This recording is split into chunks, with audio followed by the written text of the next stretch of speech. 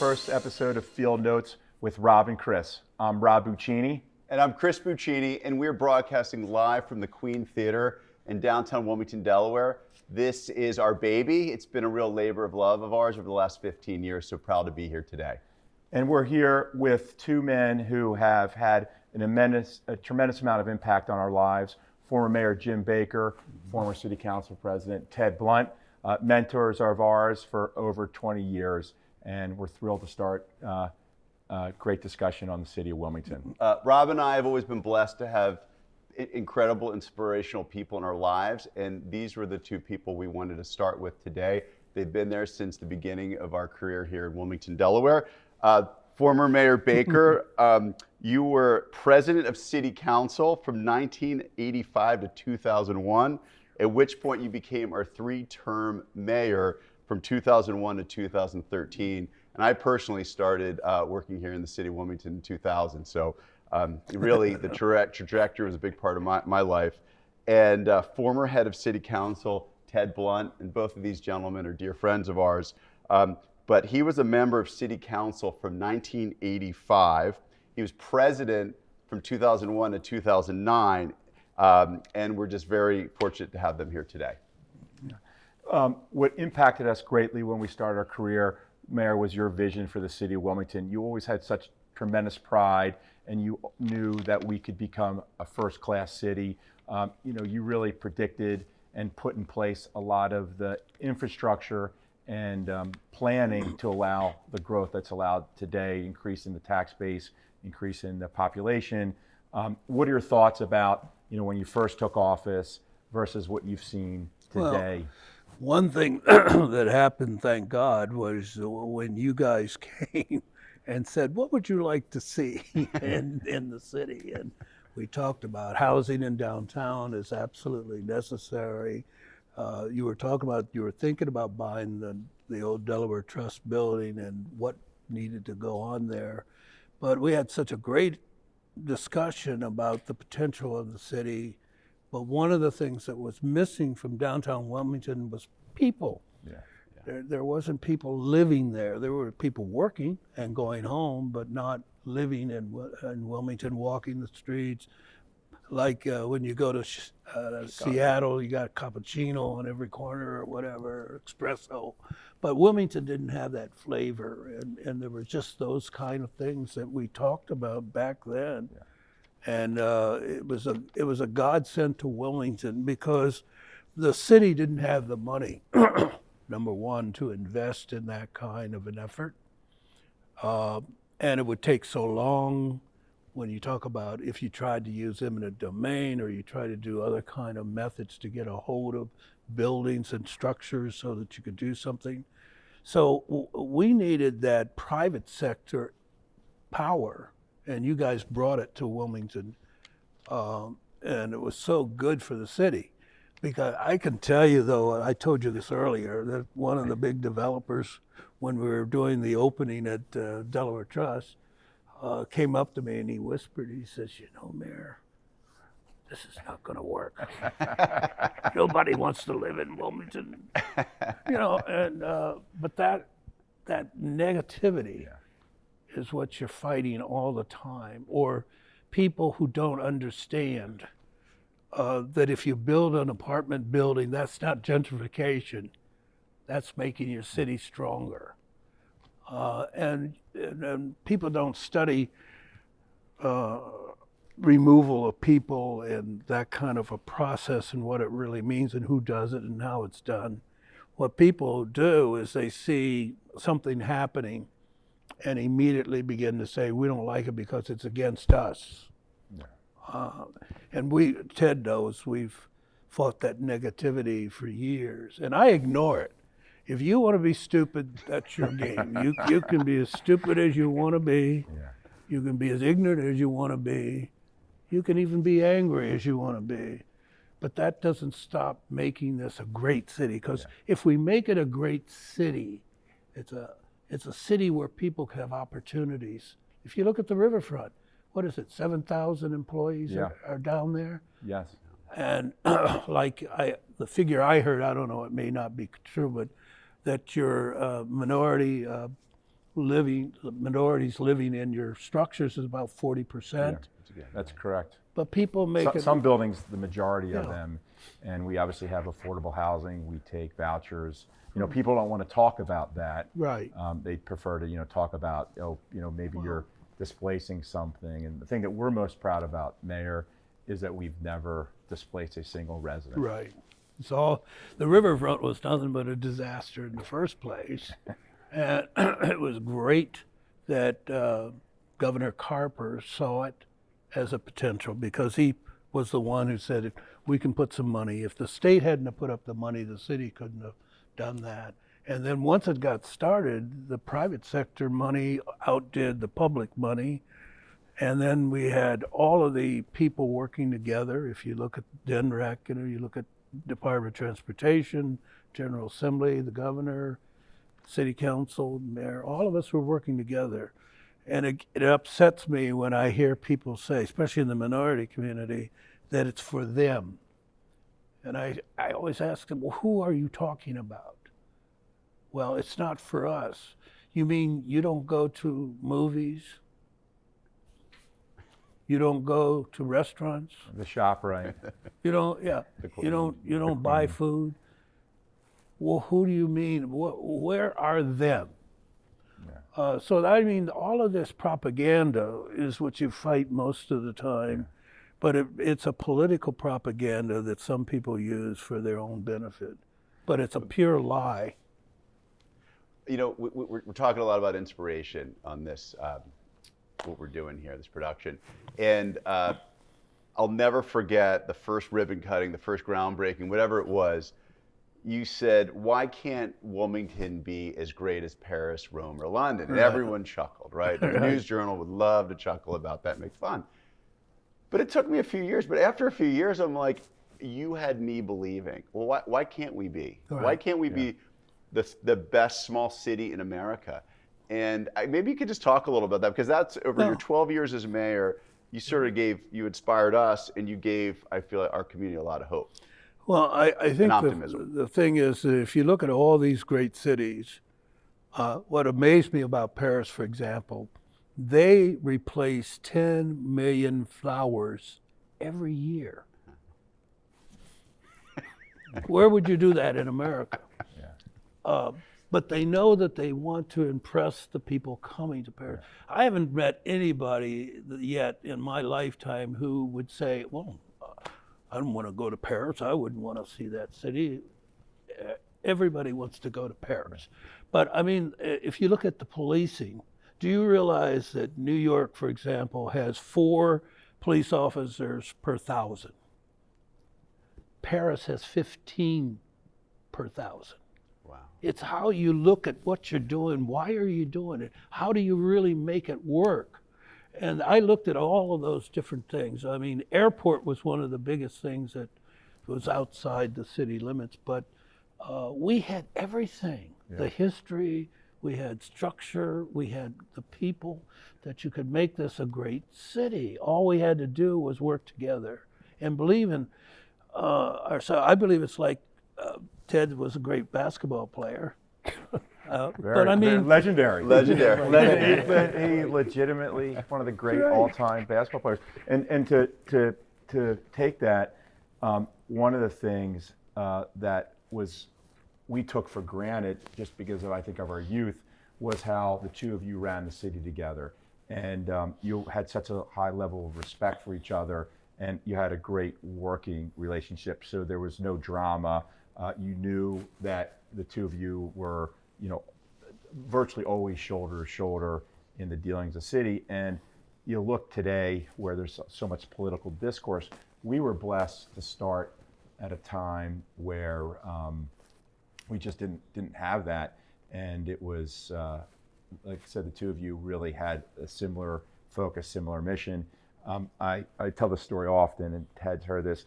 I went to Ted when I was in my late 20s, and we're starting out. We had no money. I had $70,000 in credit card debt. All of our funding for our projects came from large institutions that we were really good at convincing them to invest in the city of Wilmington. And I had a list of questions, slight demands for Ted, And Ted said to me, hold on for a second, son, before you can kick ass, you have to kiss ass. So, I had to kiss the ring for a few years. And that's when I really grew to love Maybe in Ted. a few years, you're still kissing Still the doing ring. it. I'm still doing it. That's when I really grew to start to love Ted. And I think, Ted, it must be surreal for you that we're here in the Queen. You have a daughter who is in the U.S. House of Representatives, one of the best known Congress people in the country. And she selected the first vice president that was a woman and a person of color, announced here in Wilmington, based here at the Queen. And we hosted the inauguration, or not the inauguration, but the convention here. I mean, Ted, what is it like for you to have, when you started, all the stuff that has gone into place for us to host something like that? Because had you not agreed to put the infrastructure in, all of the events that has taken place over the last year could have easily taken place in Philadelphia, the Constitution Center, for example. So I think it all really starts off with, first of all, me learning the job of being on city council. And for a number of years, Baker and I disagreed with about everything. I mean, you name it, he'd say yes, I'd say no. But for me, I was learning and he was teaching during that period of time. And I was fortunate enough to be around him for 4 terms as a member of city council. And I observed the process and his practice as a leader and a person that was willing to sit down and at the same time, as well as spank you, give you a lesson in terms of where we could be going as a city. And the first thing he said to me was that cities run off of money. So I said, what do you mean? He said, you need a tax base. And at the time, our tax base was dwindling because of the number of nonprofits. Because we weren't generating any income from the nonprofits because of the land that they were using. they weren't paying taxes. They weren't paying any taxes. And so it took me 12 years, but again, you start to learn about the process. You certainly want to serve as many people as you can. You certainly want to help the poor. You certainly want better housing. But you need to make sure that your city is financially stable. And that was the first lesson that I learned from Mayor Baker, and then he was President Baker at the time. And from there, then you have to take a look at the two of you when you came to town. And the first presentation that you gave down at the Riverfront. And after the meeting, I told you the only thing you lacked was crayons. I said, that's the worst damn presentation I ever seen. We had no money then. Wait, hold on. How old is Rob? So what year do you think this like was? 29. Yeah, Living in a 2000. it was great. We took a massive amount of risk because I was in a one-bedroom rental. Like, what was I going to do? No wife, no kids, No wife. no At least car. And Pretty meanwhile, good life, though. The biggest concern was the type of roof that was going to go on the houses over there where Margaret Henry ultimately moved into. Yeah. And then we had, Sammy Congo and his group was over there. They moved out, and then all of a sudden housing development all of a sudden occurred. And in an area where housing had never been. So nobody was displaced, and you put housing where there was no housing. And then meanwhile, the RDC, the Riverfront Development Corporation, thanks to Tom Carper, the $200 million that the General Assembly had given us, that really helped us. And then the mere fact that you had a mayor that had a vision for a world-class city, not just a regular city, a world-class city, where you could see people walking on river walks. You could see people downtown at movie theaters. Because at the time, we didn't even have a movie theater downtown. I remember when I was younger and we were trying, I remember Dr. J was getting close to doing the one here, and then the recession came and it never happened. Never happened. But, you got to give Mike Brzezicki and Mike Hare a lot of credit for just the, how they were able to convince people to come down there at a time where it was just industrial wasteland. Right. I mean, there was nothing there. I remember the first time I went there was not even a road, where you go by Barclays or Big Fish. There was just nothing there. And, it took a lot of vision. So I do think that as we go forward now in the city, it's just so much easier because of the infrastructure that you all help provide for. But think about it. When you guys came, we were right on the tipping edge of either becoming Camden or Chester. Right. Nobody was coming to town saying we'd like to invest in Wilmington. Nobody was seeking out elected officials. Nobody was walking up and down the street and talking about potential. And that's what you guys brought. You brought potential. And by the mere fact that you opened that door at a time when nobody else wanted to come here, you made it possible for a lot of other investors all of a sudden to start thinking about, well, Wilmington might not be a bad place. And most people forgot that going back a number of years, Wilmington once had 115,000 people. 95 ruptured Wilmington. Riots ruptured Wilmington. So therefore, nobody wanted to come into town. And you were willing to stick your necks out at a time when nobody else was. You were borrowing money at an interest rate that was real high.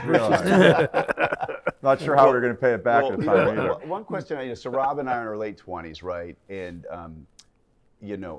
quite frankly, we weren't thinking about displacing anyone. We were thinking about coming in and filling the holes. So everything we did in the city was buying environmentally contaminated land on the riverfront, buying old office buildings and sat vacant.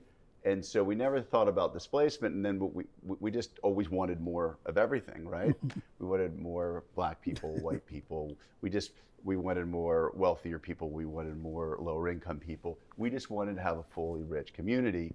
What do you think the effects of, and now we're much more thoughtful about it, right? Because you get older, you get wiser. Well, now we have residents here. So the one thing that we realize, all of a sudden you're going to have all these, what do you have, 3,000, 4,000, 5,000 people now that live on the riverfront in the downtown, and everyone has an opinion. So when we started doing this, there was no residents, Right. So no one had opinion. We didn't have retail tenants. So now everyone has opinion, and we have to be really thoughtful. Well, they had an opinion, but they said it wouldn't work. It wouldn't work. Yeah, that's a good point. Work, Yeah, it right? wouldn't So work. we were too young and dumb. But what do you think and actually I think the stats probably about 45% of the people that live in all the communities we built downtown are Black people, and it's maybe 60% people of color. But what do you think the effect has been on displacement or creating a truly rich community for everyone? There are other factors that related to displacement. Number one, the elimination of residency. Yeah. That displaced a lot of people that lived here that were property owners. That eroded our tax base for a period of time. So police officers, firemen, That's right. people that worked for the city, Yeah. they didn't have to. They could move.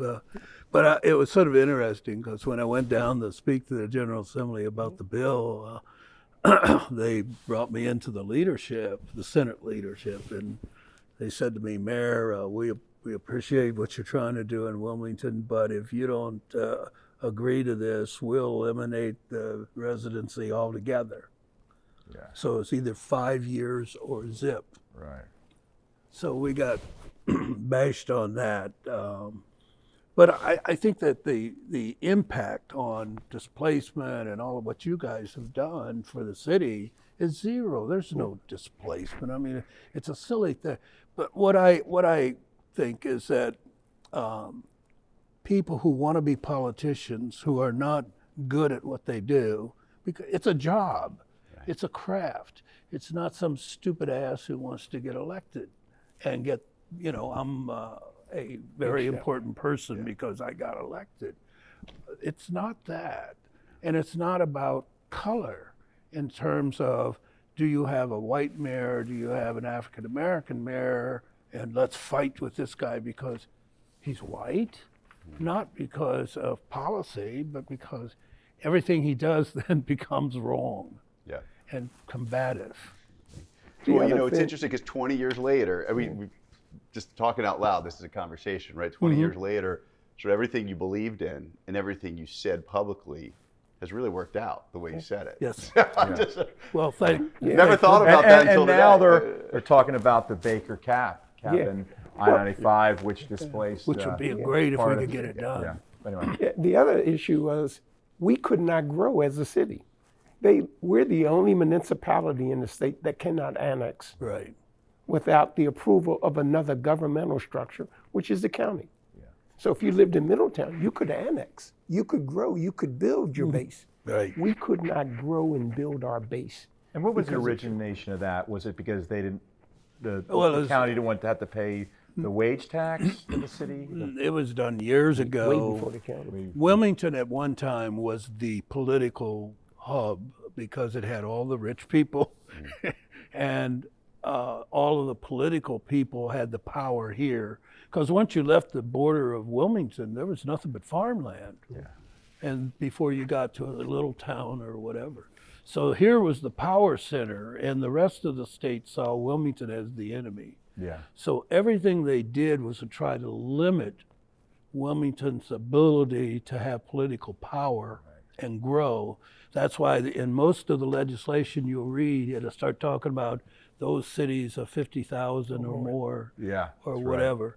But they didn't want Wilmington to grow because basically we would have most of the centerpieces of Newcastle County if we could have And then the annexed. city, the downward trend in the city in the late 60s, a lot of it had to do with the malls being built, Right. um, Suburban development. and then that just started taking. Yeah, the- there was the- terrible disasters like Ted mentioned when he said I-95 destroyed hundreds of housing units and chased people out of the city, and they never came back.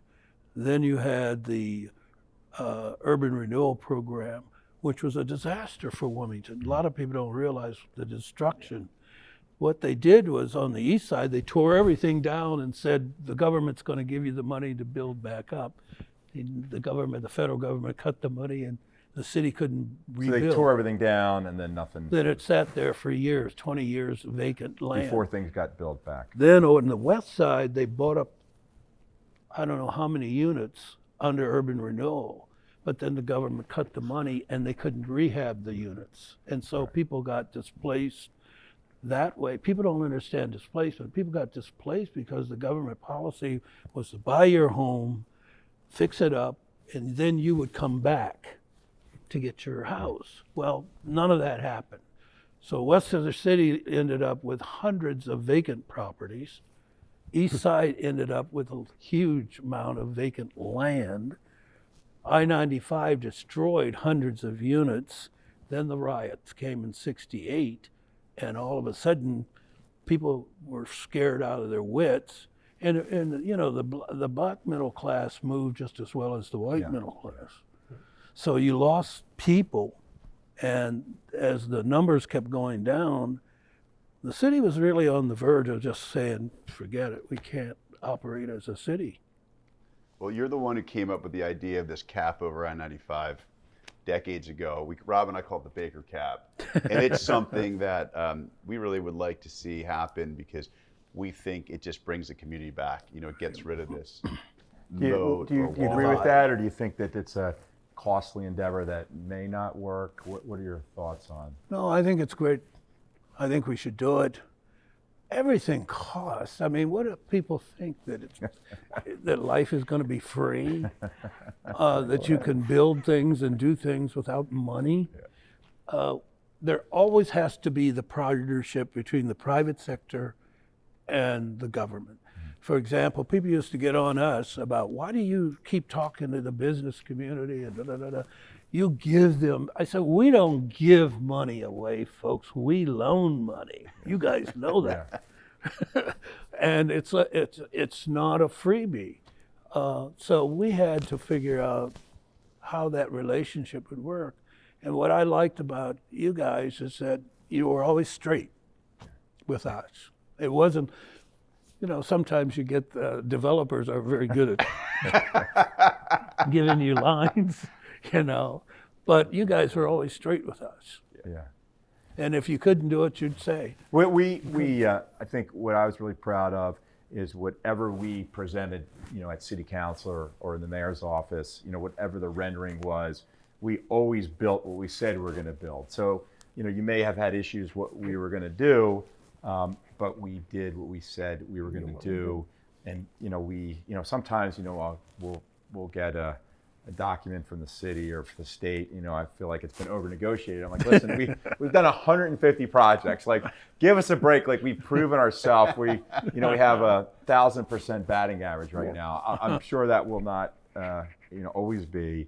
But we're super proud. We pay tens of millions of dollars a year in taxes, real estate taxes, wage taxes with all of our 1,000 people that work in and around the city, income tax, sewer, water, and that would never have existed had it not been for you all encouraging us to. But think of the other projects. Yeah. Just the Queen Theater alone is another project, a development project that was an enhancement for this city, and because of that, the President of the United States was here. This is his headquarters. Yeah, right in your building. And think about that, at the RDC, down at the Chase Center. The President was here. He could have been in Philadelphia, he could have been in New York, he could have been in DC, but he chose to be here. And it all happened at the same time as the city was paving the streets, luckily. It was an ideal location for that event to take place. It put the spotlight on the city. It gave us, as well as you guys, an opportunity to showcase what you were doing, what you could do, the potential and the possibility. Most of us don't see possibility. About 15 years ago, I walked in here. Rob and I walked in here, and there were a series of owners that it literally sat vacant from 1959 until about 10 years ago. And we walked in, and you could see the sky because there was very little roof left. Right. And where we're sitting today was the colored seating section. And it had such a profound impact on me that literally the last time this place had been open, there was a colored seating section. And we sort of came back and we thought, oh man, this isn't gonna make any sense. And we created a foundation, and we worked with the government, we worked with the foundations, we worked with the corporations, we worked with the community, and we raised $22 million to bring this back. Right. And it's been hard, and we knew it would be hard. But I think, again, it'll be one of the things we're most proud of at the end of it. And I think, like you said, back to the Biden, to have Kamala be presented to the world here, in this very building, I think is just, you couldn't have had a better story, situation. It's almost a fairy tale that's happened. But that's because of your interest, your investment, and your concern for this city. See, that never would have happened unless somebody had a dream. Yeah, I'm going to turn that around for a second. I'm going to turn that around real quick. So Rob and I are talking about this series we want to do, and Rob immediately says, all right, we got to have Blunt and Baker. I'm like, oh, that's brilliant. And so we're sitting there thinking about what are we going to talk about. So in my office, I've got 4 photos. One's of the Queen, blah, blah, blah. And one is this picture. And it is 2004. It's the Wilmington Awards ceremony. City Councilman Ted Blunt, Mayor James Baker, Rob, and me. I'm 33 years old. So by the way, this is like, we're getting ready for that. I'm going to hand it around. And you guys gave us the city, basically the key to the city that day. And it's the 4 of us. What the heck were you guys doing? I'm going to turn around. What were you thinking? You guys look the same. I think we've caught up to you, unfortunately. But what were you guys thinking in that moment? Maybe not that very specific moment, but you've got these young guys in the late 20s coming to the city with a lot of energy. Personally, we were really happy. That's in my office. It's one of the proudest moments. Can I get a copy of that? But we were happy because we had people who came to us and said, we would like to do something about the city of Wilmington. What would you like to see in your city? You didn't say, this is what we're going to do, except you said you were going to probably buy the Delaware Trust Building. Some guy in Greece. It was a burned out old office building. Some guy in Greece owned it. I don't know how. Yeah, it was a Greek family. It was torture to try to buy that building from the Greek family. They didn't want to sell it. I'm like, well, it's sitting there vacant. But anyway, and we talked and we had a good discussion of that. But why wouldn't we not feel good about, because in every big, great city, there are businessmen or women who come and say, we want our city to be better. Yeah. We want to make that effort. And where that happens, there's this explosion of ideas, explosion of effort, that you can't get just by saying, well, what's the government going to do? Our support really came from our good friends like Norman Oliver and the people, that he, had his support from, and obviously you all, but like a guy like Norman, he really believed in us. He's become obviously one of our closest friends. Later Hanifa, I remember Hanifa was running for city council against another gentleman, and I sat down with both of them in the same day, and I'm like, oh my God, this Hanifa is gonna, just win this by a landslide, this city council race. And so we were so fortunate to have that group of people to help catapult our career. And I just think it's ironic today when people refer to us as the establishment, because how life, it goes by very quickly. Yes, it Makes does. you feel old. And it makes you, I'm like, wow, How did I get here, right? How do I get here? So. Well, I think the other thing is that it wasn't all of the things that government did, or Ted or I, or even Norman. You guys had ideas that were possible. Nice. And what I liked was you didn't come to me, which developers used to do, and say, we will do this if you give us. Yeah. Well, I didn't have anything to give to make it happen. I could give some. Yeah. But it had to be really a private sector endeavor to make things work. When we did our first building, the residence at Rodney Square, we were short $1 million. It was a $50 million project. Yeah, for the garage. Right. So we don't have how big of a project was it? I think it was $50 million. What happens is it always comes to that I call it the fulcrum capital. Yeah. It's that last tiny piece is the heart. It was 2%. So I remember I met made with the deal happen. you two, and then Ted had to finally bless it. When I say you two, you and Tanny, I remember this vividly being in the meeting, and I'm like, oh please, because if we don't get that, we're 99% of the way there. So. And that's a building that had sat vacant from the Right. fire for years and years and Right, years. it did. And probably that capital was paid back to the city within a year and a half from just fees and great. permits. Well, I want to just say thank you to both of you for leaving us back then. And Mayor, you always used to say about us, we build a rendering. And so I quote you. I was at a meeting in Pittsburgh this week. I quoted you. I said, well, you got to talk to the 3-term mayor of Wilmington, because he'll tell you, we're very proud of doing what we say we're going to do. And I think that when we build the rendering, that's what it means. Thanks for Thank getting you for being so positively impactful in our lives, and we really are in debt to you. So thank you. there's thousands of people that have benefited from what you've done beyond just the city. And I think what you're doing now is you're going to always have naysayers, but always be willing to listen to the naysayers. Absolutely. Because they'll come up to you and say, you're trying to re-gentrify X. Then you've got to say to them, tell me what you mean. Right. Yeah. And let's go to the community that you're indicating that we're trying to take over and get feedback from that particular community. Because for the most part, the people that sell out are the people that own the property, not the people that reside in the property. Right.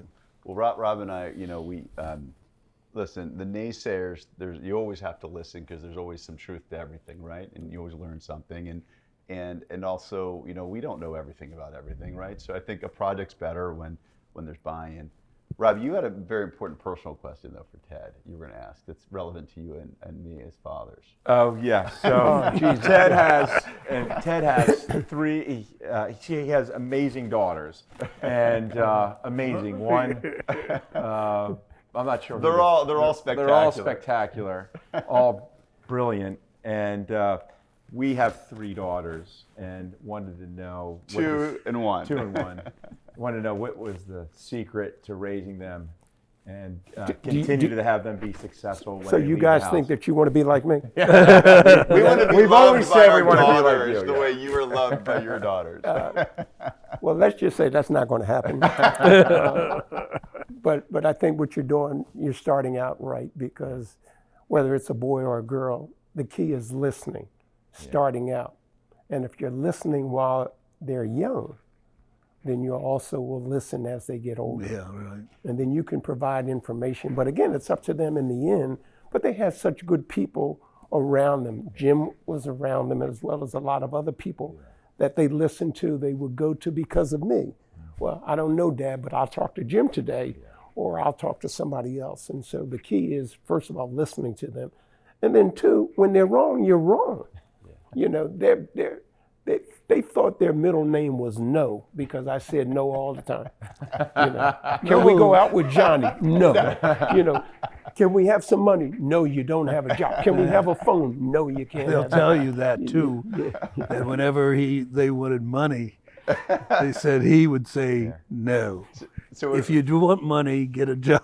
when my 17-year-old says to me, Dad, you're not listening to me, I'm going to say, okay, you know, now I know I've got to listen more. So thank you. Yeah. Well, listening is not bad. Yeah. But the reality of it is, from listening, then you play the music back. Yeah. Did that sound logical to you? You got to play it back to them. I can imagine. This is the I'm best hearing part of the Marla right now. Oh, yeah. Oh, Lord. Well, let's just say they had some rough days. And so I told them, I said, you know what? They said, Dad, we're interested in getting married. I said, if you're going to get married, make sure you select your men like you select your clothes. You want good clothes, you find good clothes. You want a good man, you find a good man. That's a good. Right. And Mr. Mayor, my question to you was, you know, I always love the fact that you were a student of music. Here we were in the Queen Theater. Oh. Wrote an encyclopedia on music. Yeah. Yeah, and I just wanted, I wanted to ask you, you know, I always sort of felt like in addition to being a government leader, you were a bit of an artist. So maybe, you know, tell us a little bit about music and how it played into your career or maybe even your leadership style. Well, my mother was a singer, so I grew up with music. And it was interesting because I grew up with all different kind of music. My grandmother loved country western, and my mother was jazz and big swing and all that kind of thing. And then we liked rock and roll. And then my aunt loved classical music, so we got a smattering of all kind of music all the time. And I started out on piano.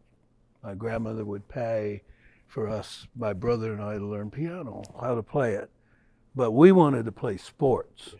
So we would sneak out instead of going to the lessons. And one day she called us in and she says, now listen, you two devils. She always would emphasize you two devils. I want to show you how old I am. I'm paying $1 a week for each of you to get piano lessons. That's a lot of money that I'm giving out. And you're either going to do it or you're not. And we told her we wanted to play sports. So she stopped. So I never learned how to play music, you know, physically. Yeah. But to me, music and the arts are the center of all of our lives. Everything that touches us, sooner or later, will come back to some form of art, whether it's painting or whether it's music that you hear. But I used to go to all these concerts. And the other thing was you could always ask the young lady to go with you, which was, you know, all right. But listening to people be creative about music.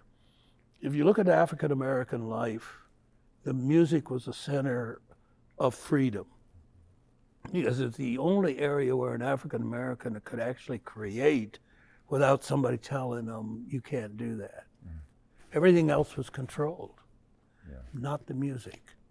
And so that music became America's music and then became the world music. That's why I think it's important that this is great, supporting the arts. When I got elected, I brought our staff in here. I remember. I said, look at this, remember you told me what that. potential this is. And This was we a had tough- no this was a money. tough one. This was a tough one. But we had no money to do anything. I mean, the seats were rotting. You know, they were laying down and all like that. And it was such a great thing to see this happen because it was a centerpiece for the city to get this done. And that's why I think the arts and music, any kind, I have no artistic talent, but to watch people who have that and to bring life to people through that form, to me is important. Plus, music is the message board. So if you want to get a message out, it's usually through music. So when you look at the younger people today, their message is through their music. True. Well, this was one of the great, I think, partnerships where the city came together and the state came together and the business community came together and the foundations came together. And I just remember I was walking down the street one day and Longwood called and they had donated $1 million. I broke down in tears. I'm like, I "All right, remember I was with we're gonna Peter get-" Morrow called you. Peter Morrow and called said we're us. in walking for down $1 million. Park Avenue, Yeah. coming out of a We're at a loan meeting. loan meeting. And I broke down in tears. It was so emotional. Like, we're going to get this done. But it was really all, I mean, I think Rob and I wanted it. You all know how inspirational you've been to us and how grateful we are. Well, thank you very Thank you, much. guys. Thank you, guys. Thanks so much.